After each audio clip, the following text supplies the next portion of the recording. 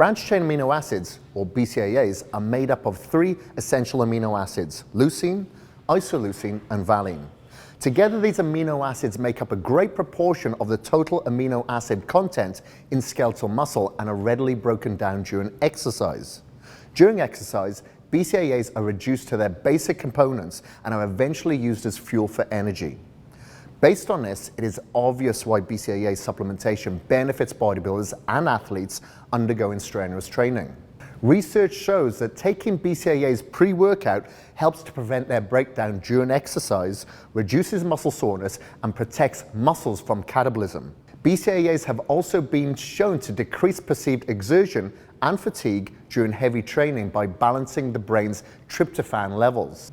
Taking BCAAs after training ensures that the body has an abundance of these amino acids for recovery. Numerous studies have shown this protects the body from catabolism and decreases recovery time. The BCAA leucine also boosts the release of the anabolic hormone insulin. You want insulin levels to be rapidly elevated after your workouts because this hormone carries nutrients such as glucose and amino acids into the muscle cells, which promotes greater protein synthesis and muscular gains during recovery.